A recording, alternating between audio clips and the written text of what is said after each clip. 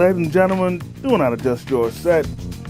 I'm Hitman Cos. Welcome to your official contracts for the predictions of Bash in Berlin and NXT No Mercy. And of course, I'm not alone in this endeavor. Please welcome, as always, the humble man Gary. Gary, welcome to the contracts. Yo, what's good, my man, Cos Painting. Ain't shit, man. Good. Ain't shit, man. Ready to get down with this? Yeah, let's do this shit like Brutus. Alright. Well, to start things off, we have Alba Fire and Isla Dawn defending the women's tag titles against Bianca Belair and Jade Cargill. Now for me, I'm gonna keep it a buck. Unless Blair Davenport interferes, I see no way that Bianca and Jade are losing this match. Exactly. And that's a fact. Yeah, and honestly, what I think might happen is that if Blair interferes, Naomi's gonna come down to try and even the odds. You know? Oh yeah. But I will admit there might be a wild card, and the wild card being that either Bianca will turn on Jade or Jade will turn on Bianca, which I'm hoping neither happens. Same here, but rumor has it, been had it that possibly one of those things is gonna happen. But I hope I'm like you. I hope not as well. But to be fair, I would like to see them face each other. You know, it's a dream match, but I can wait. Yeah, me too. So yeah, I got Bianca and Jade in this one. Hell yeah, me too. Alright. Moving on, we have the Terror Twins versus the Judgment Day in a mixed tag team match. Now honestly, just like the previous tag match we just saw, unless they cheat, I got the Terror Twins winning this. Oh, honestly speaking, I mean, same here. I think the Terror Twins are going to definitely win for a factor. That's because of the paybacks to get from what happened at SummerSlam, so I think they're winning. However, part of me still thinks that the Judgment Day is going to win. And don't get me wrong, for me, the only reason why I'd want the Judgment Day to win is because of Dominic. That's it. But one of the reasons why part of me thinks that the Judgment Day is going to win is because of Finn Balor. Because if you remember on Raw, he said that when Damian least expects it, Finn's gonna screw him over every time. Oh, right. So what I think is gonna happen is when Damian has Dominic right where he wants him, Finn's gonna pop up and screw him over. Right. And this you know is just gonna add more fuel to the fire for their eventual match. Oh yeah, that's a fact. Well, but honestly, I'm hoping that this match is really competitive because, of course, everybody isn't thinking that highly of Dominic, you know, compared to Damian Priest. But I think if they work the match good enough, that they both can bounce off each other and have some great moves. Oh yeah, that's a fact. Well, that is right. Yeah. Moving on, we have CM Punk versus Drew McIntyre in a strap match. I think that match. Sorry, Carter. No, go ahead. I think that match is going to be good. Honestly speaking, I think it's going to be good, but I think Punk will get the win this time. Or it could be Drew getting the win, and then when they have their final match or their rivalry, whatever, then Punk is going to get it, but we'll see. Nah. I think, for me, Punk should win this just so it'll make more sense to set up the rubber match, you know, for the next pay-per-view. Feel me? Hell yeah. Hell yeah. And you know, the funniest thing about this feud for me right now is that the biggest catalyst, the biggest thing in this feud is that more or less, it's about a bracelet. Right. It's about a freaking bracelet. Right. I mean, when you think about it, it's pretty funny, but the meaning behind the bracelet helps it make sense. But even still, it's pretty funny. Exactly. But yeah, even though I prefer for Drew to win, just because I'm on Drew's side in this whole feud, you know, I still feel it would make more sense for Punk to win. Oh yeah, exactly. Moving on. I love them both. I mean, Yeah. I feel you though. Moving on, we have Gunther defending the world title against Randy Orton, and also, and I'm reading that if Orton wins, he will be moved over to Raw, and Gunther will be moved over to SmackDown. Oh, they didn't know that was gonna happen. Well, honestly, I should have figured something along them lines was going to happen, because if you remember when Triple H first introduced the Undisputed WWE title, he made it perfectly clear that the world title was exclusive to Raw and the Undisputed title was exclusive to SmackDown. Oh, of course I remember that. Yeah, so I mean, honestly, I think I expected that if Orton won, he'd just be on Raw, but I didn't think that Gunther would have been sent to SmackDown. Yeah, exactly. Honestly speaking, I love them both. My boy Randy Orton and my boy Gunther. I love them both. I want either one to win, but I think they're gonna let Gunther retain. Honestly speaking, that's what's gonna happen, because seeing as how the matches are gonna be good, but seeing as how Gunther just got the belt, I think they're gonna let Gunther retain. Yeah, and not only that, pretty much every title reign that Gunther has had has been a very long reign, and he deserves to have a long reign because he constantly shows out match after match and shows why he's one of the best wrestlers in the world today. Exactly. And not only that, I find it crazy that given Gunther's whole time in WWE, he spent most of it as a champion. Exactly. So that right there is just a credit to how much the company believes in Gunther and how much and how good he makes on their belief. Exactly. Now, honestly, I expect Orton to definitely show out, but again, this is Gunther's. Yeah, it is. The only thing I want is for him to win clean. Oh yeah, that's exactly what's probably gonna happen. Maybe. But then again, he's won every title clean. So hey, Right. And then finally, we have the main event of Cody Rhodes versus Kevin Owens for the Undisputed title. Right. Honestly, I'll be honest. I really don't know what to think going into this match, because Cody's had a pretty good run so far. Even though, funny enough, he really hasn't been. Even though he's a main event guy, he really hasn't gotten the biggest pops or the biggest. Well, not the biggest pops. He hasn't had, his storylines haven't really been the talk of the town, so to speak. Yeah, exactly. With him on SmackDown, people care more about the bloodline than they do about him or the championship. Right. No offense to him, but yeah. And then Kevin Owens,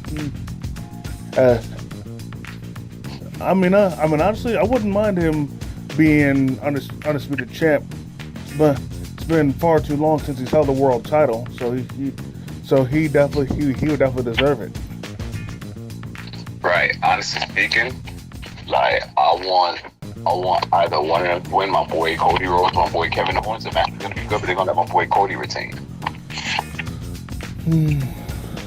Maybe. And before we switch over to NXT, there's something I gotta mention about the bloodline. That if you saw on SmackDown, Jacob Fatu gave his tag title to Tonga Loa. Correct. Now, for those of you that don't know, the reason why he had to do that was because of a real life problem. See, before Jacob Fatu became a wrestler, he couldn't keep his nose clean. He kept getting locked up, and it's because of his unfortunately because of his criminal past, he's unable to leave the country. Oh shit. So say if they were to have a tag title defense at Bash in Berlin, Jacob Fatu wouldn't be able to go. Right. So that's why they gave the title to Tonga Loa. Okay. Now, personally, I think it should have been Tama Tonga and Tonga Loa winning the titles in the first place. Right. What are the big two there? But turns out Tonga Loa was going through some problems himself because he was having visa troubles where he was having trouble being able to I think either leave the country or stay in the country, something like that. So yeah. Right. So he was having travel issues. That's why Jacob Fatu won the titles with Tama Tonga. It's understandable. And that's also why Tonga Loa was off TV. I think like last week. You're right. But obviously he got that all fixed. He's able to leave the country, so they scrambled. Now at the same time, Jacob Fatu is still recognized as a tag team champion thanks to the Freebird rule. So who knows? Maybe when they're still in the country, they might have them defend the titles, even though I doubt it. But he's still recognized as champion. Right. So I just wanted to mention that little tidbit. Just to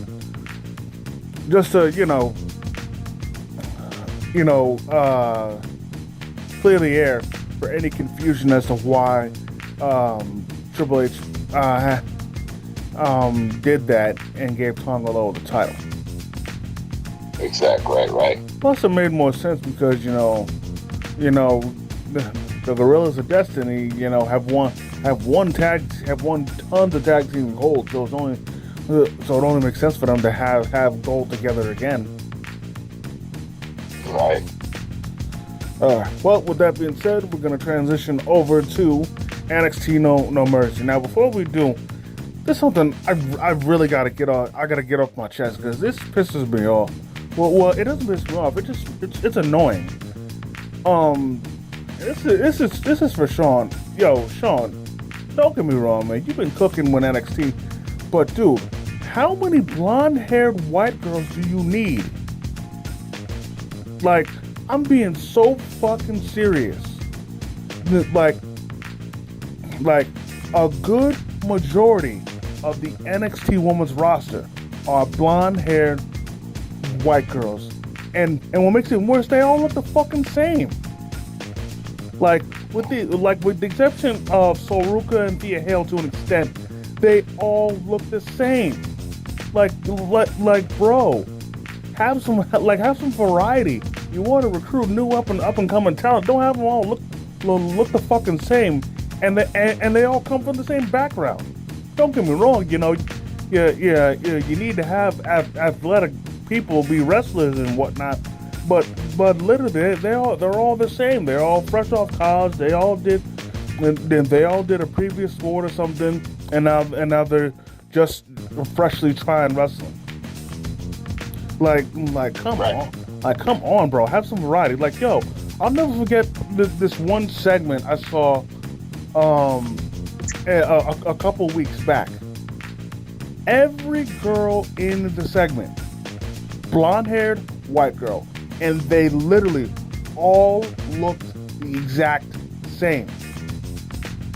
Oh, wow. Like there was no difference in appearance in any of them. They all, like, aside from their height, like a couple inches of their height, they all look exactly the same. And then if we're talking gimmick wise, they're no different either. Because if they're a face, they're a bubbly, cheerful face, always smiling, always happy and having fun with the crowd. And if they're a heel, they're a bitchy mean girl.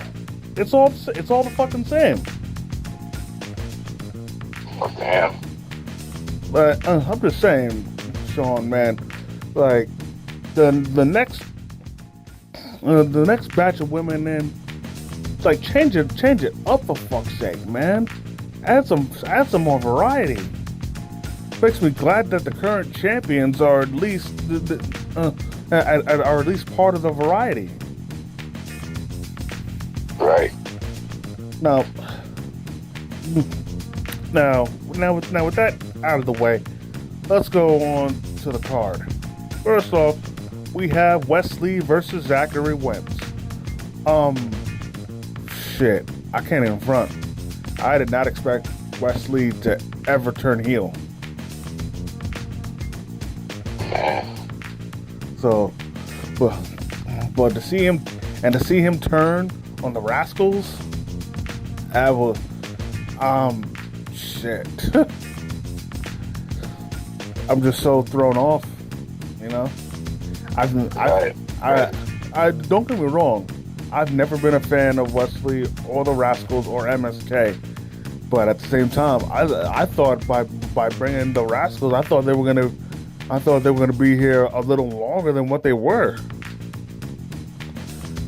Right. Because I mean, when they came back and reunited with Wesley, I think they were only together for like what, maybe a couple weeks, maybe a month. 3 eggs. Right. I mean, I still got catching up on NXT to do, you know, some stuff I spoiled. I still got a lot of catching up on that part. Someone did spoil for me, so I already knew about that. I mean, I still love Wesley either way. My main favorites. Never thought he would have turned heel though. Yeah, but as far as this match goes, I honestly expect it to be high octane, fast paced, and 1,000 miles a minute, even with Wesley as a heel. Right. Honestly, as far as who wins, I think Wesley got it. Oh, gotcha. How about you? Honestly speaking, I think my boy Wesley. Moving on, we have Obafemi defending the North American title against Tony D'Angelo. So first off, let's keep it a buck. Obafemi's title reign has been nothing short of damn near perfect. Like I really can't find anything wrong with his title reign so far. It's been dominant. He's been great on the mic. He's a show. He can show off a little in the ring.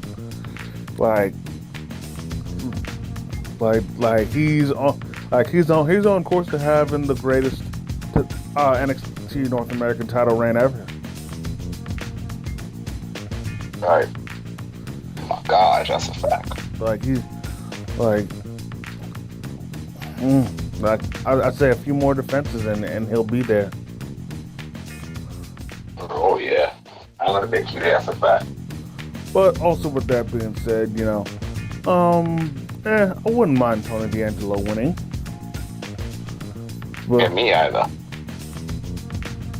But yeah. But I think this is really just me throwing this out here. But maybe interference from the no quarter catch crew might cost them the title, but I don't. Well, but part of me doubts that they're gonna interfere with the match. But who knows? Maybe I'm wrong. Right. Let's see. Moving on, we have Chase University defending the tag titles against Nathan Frazer and Axiom. I'll be honest, I was on Chase U's side, so I was very happy to see them win the titles again. Oh yeah. And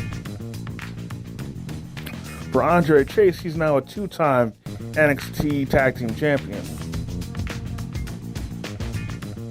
Right. Whereas for Rich, this is his first. Oh yeah, man. Now, and actually speaking of Chase U, I really got to give it to them, especially Andre Chase. Andre Chase especially deserves his flowers because as of late, and especially on the premium live events, he has improved greatly. Every match, he is constantly stepping up and showing out. Like the past few past few tag matches, not just the tag title, but the past few tag matches, he has been putting on a show. And I'm happy that his hard work has finally bared fruit with another tag title reign. Right. And hopefully, if I have my way, they will be retaining against Axiom and Nathan Frazer. Now, as for them two, they've had a great run, but you know, all good things must come to an end. Now, what I think might happen is that I think what's gonna help them lose is that there's gonna be one misstep, and that one single misstep is gonna be all Chase U needs to capitalize and get the win. Right. Let's see. Moving on, we have Kalani Jordan defending the women's North American title against Wendy Chu. Now, first off, oh my God.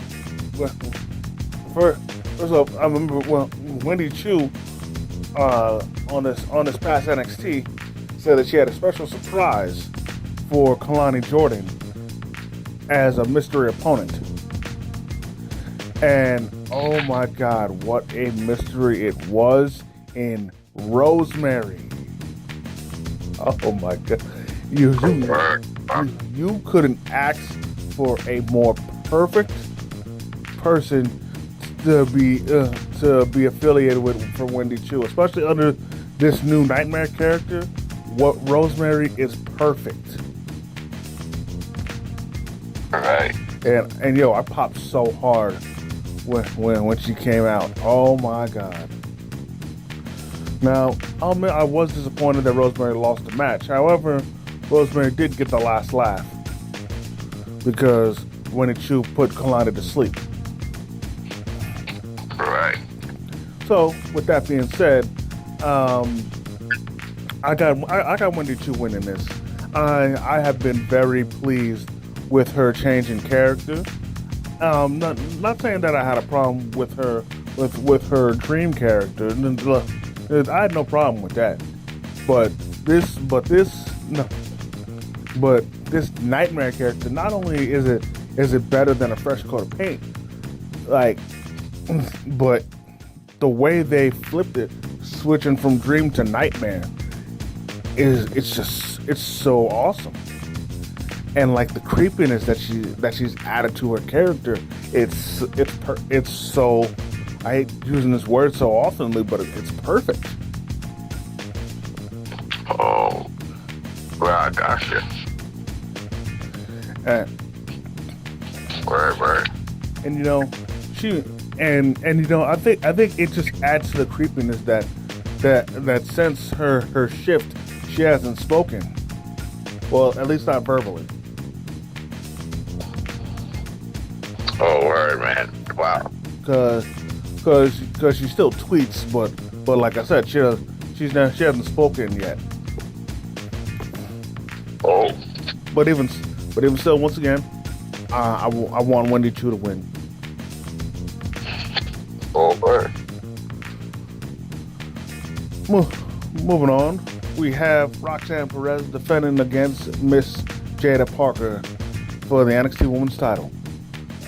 I'm putting it straight up. I got Jada Parker winning this. For the North American? No, for the NXT Women's title.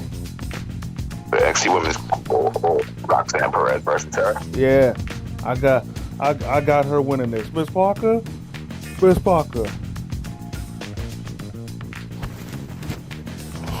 Straight up. Actually speaking, I don't want to win, but I want my girl Roxanne to win. Yeah. And you know, Jada Parker has shown in a short amount of time how much of a badass she is. I'd love during the sit down on NXT. First, she was being interviewed, but then Roxanne showed up, and then she started talking shit. And oh my god, the best part came where she straight up she told Roxanne that she gonna smack the taste out of her mouth. Oh. And then Roxanne said, "I'd love to see you try." And the very second she said that, Jada made good on her word and slapped the shit out of her. Shit. Like yo, it was like, I'm about to slap the taste out your mouth. Like, I'd love to see you try. Slap. She immediately did it, and I'm like, and I was like, oh, gee, she said you ain't saying nothing but a word. I'm happy to oblige. Oh wow. But then also something happened in this segment that I noticed that also has me thinking that Jada's gonna win, is that when Roxanne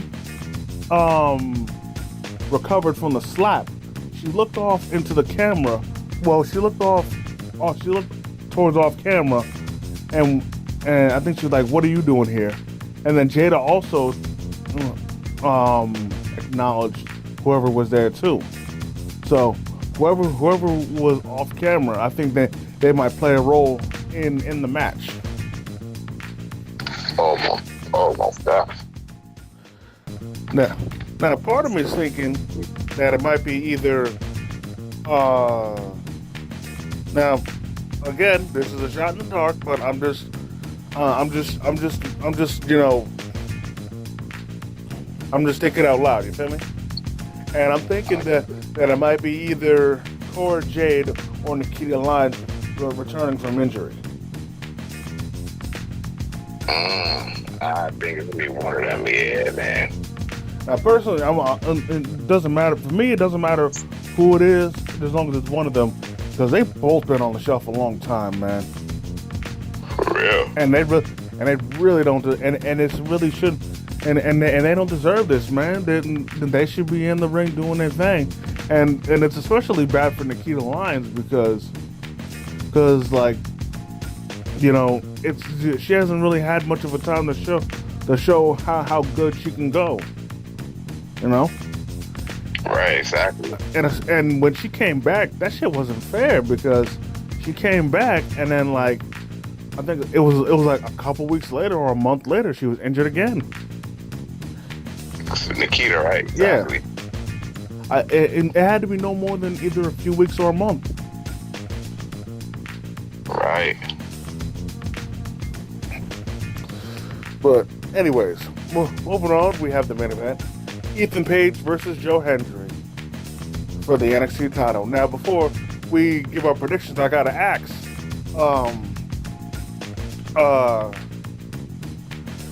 you, humble man, do you believe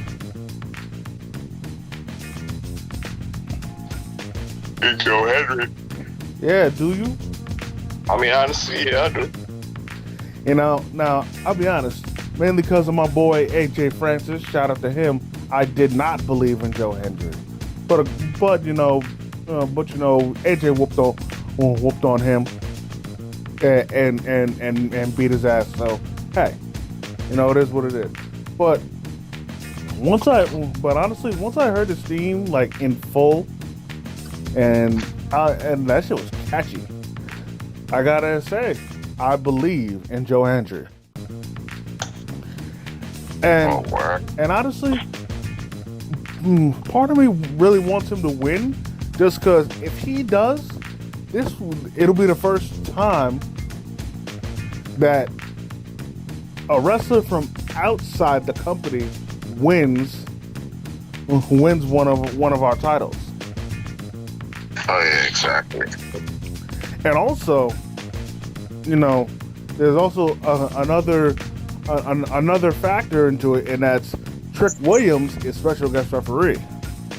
Oh my! Woo! Something about to go down. Rumor has it, or was it confirmed? No, it's confirmed because Ava had him be special guest referee as punishment for Ethan because that stunt he pulled last week, where he kept interfering in the match, and he was trying to screw over Joe Hendry.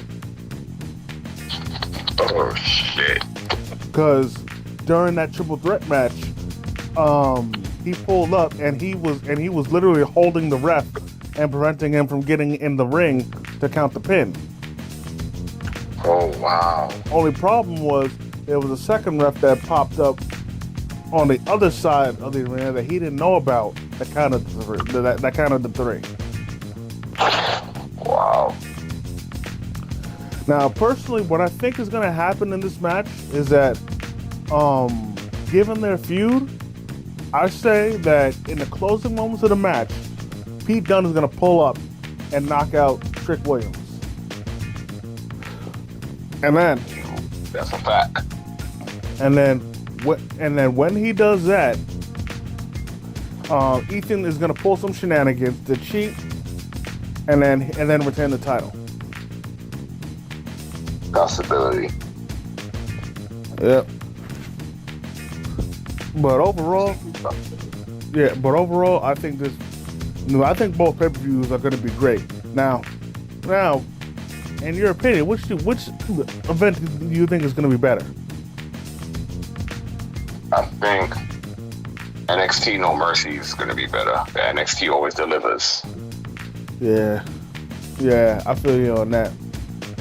And honestly, let's look at it this way. Once again, as always, if the main roster pay-per-view falls flat, and the NXT pay-per-view will be there to pick up the scraps and make everything better.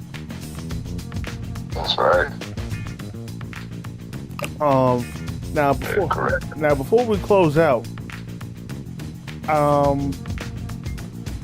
I think we should say a little bit to a little rest in peace to that man Sid, Psycho Sid, aka Sid Vicious, aka Sid Justice. Yes. R.I.P. to that. R.I.P. to Hitman. Oh my God. And fuck cancer. Yeah, man. I'll be honest. I really never followed Sid much in his career, but I do remember his match at WrestleMania 8 against Shawn Michaels. Right. Can't forget WrestleMania. Can't forget another one of his best matches, WrestleMania 13 against The Undertaker. Yeah, and then actually, at WrestleMania 8, I think he did something with Hulk Hogan. Yeah, I'm pretty sure he did something with Hulk Hogan, and then no, wait, yeah, because, and then Papa Shango was supposed to do something there too. No, wait, my bad. Sid was facing Hulk Hogan. It was Tito Santana versus Shawn Michaels, my bad. But anyways, Sid faced off against Hulk Hogan. And then during the match,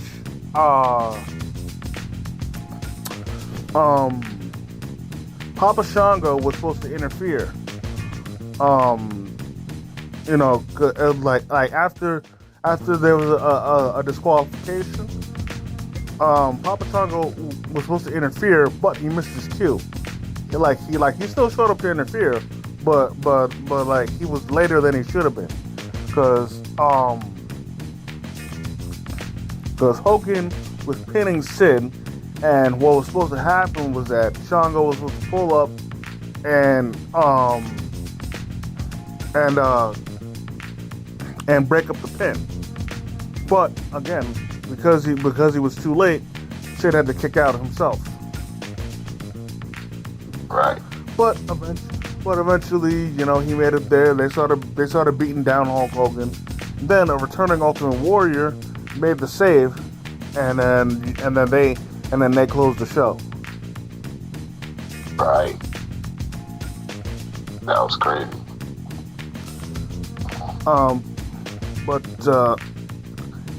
And then also that was I thought it was messed up in WCW, where for some stupid reason they were pressuring Sid to add some aerial moves into his moveset. Don't get me wrong, there's some big men who can fly off the top rope, but he wasn't one of them, and he didn't need to. But yet they still felt the need to try and get him to try and add some variety. And then as expected, unfortunately, he wound up breaking his leg because of it. Yeah, that was crazy. That shit was crazy. I remember that. Yeah. But that is crazy. But but hey, it is what it is. He was still the all around ruler of the universe. That's right, my man. So fly high, Sid. Fly high. Fly, my man, Sid. And with that being said, that's gonna do it for this episode. I definitely want to thank each and every one of y'all for taking the time out of your busy schedule to come and chill with your boys. If you enjoyed this video, go and hit the like button. And as always, I gotta thank, of course, the humble man for coming through and kicking his wrestling knowledge. Yeah, you already know my boy cosplaying. Hell yeah. Yeah. So again, if y'all enjoyed this video, hit the like button. Comment if you feel like it. If you're new to the channel, please subscribe and hit the notification bell so you never miss a new video. And as always, Struggle Vision Productions. It's the Hitman and the Humble Man. And if you see us coming, run.